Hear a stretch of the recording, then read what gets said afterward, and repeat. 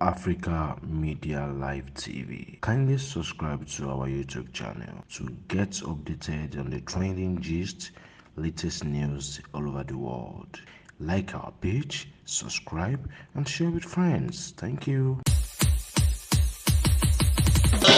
What's up?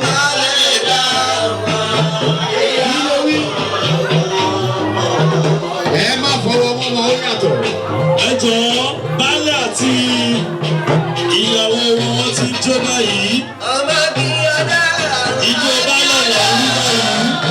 Ọmọ bí ọ̀dà. Àní ọ̀dà. Ẹ̀rọ gbẹ́jọ́ àgbàlagbà bẹ̀rẹ̀ kẹ́rin. Ìṣùpọ̀ láti jí ọmọ.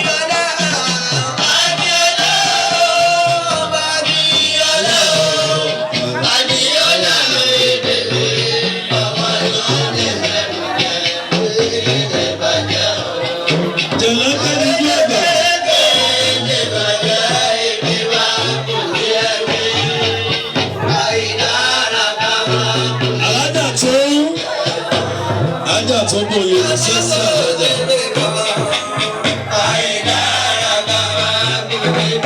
Ọkọ baálẹ̀ ló gbé lọ́wọ́ yìí pẹ̀lú ìyàwó ẹ̀ ọlọ́jọ́ bí. Alájà tó ń gbọ́ ọmọ lẹ́gbẹ̀ẹ́ yẹn. Káì alájà mi yọ.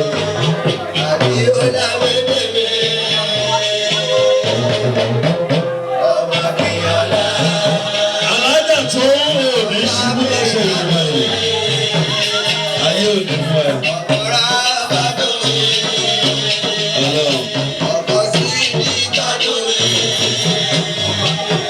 Pẹ̀lẹ́pẹ̀lẹ́ ni ó dà lábílẹ̀ tó máa ń lọ iṣẹ́ lọ́la o. Ẹ má lọ iṣẹ́ lọ́la. Baálẹ̀ ti di kí ọ̀la public holiday. Ọmọ ìjọba àpàṣà. Ọmọ òyìnbó dúró ní ti gànmọ́. Ọmọ èṣù pàtó ọjà ó kú bàbá ẹni tí ó bá lọ. Ọmọ igi wẹ́rẹ́wẹ́rẹ́ lóde ìsìlàdó. Òṣèré fọgbọ́n ọgbà ẹ̀rìn ni òṣèré fàdáró.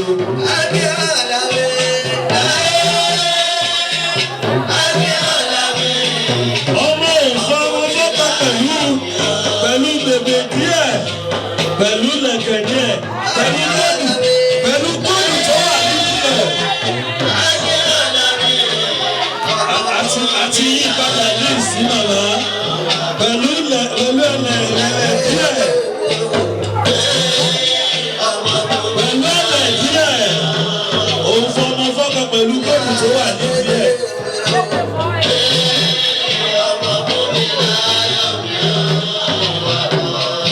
Màmá yẹn fẹ́ kọ̀rọ̀ tì mí. Ẹja pé kàn bẹ́ẹ̀. Òun fọmọ kọ́mọ pẹ̀lú òbò díẹ̀. Ẹja bẹ̀. Màmá yẹn wò kọ́rọ̀. Ọ̀rọ̀ bàbá yìí ti sú mi. Baálẹ̀ ò ní sunkún lórí ọmọ. Lórí ọmọ ò ní mọ̀ nira. Òjòjò kì í ṣọwọ́ kó wọ́n má lọ́jà ò ní fẹ́ sọ̀rọ̀ rẹ̀. Ibikíbi kì í rùn kó borí sọ́. Èràkẹ́rà kì í rùn kó borí ìkàmùtò. Baálẹ̀ ekúkú kì í rùn kó borí así. Ayé mi borí ẹ.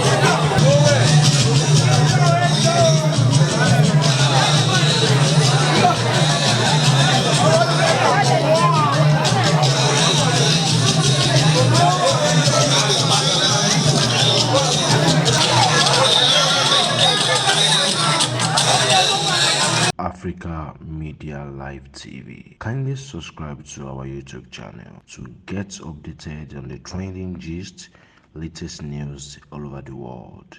Like our page, subscribe, and share with friends. Thank you.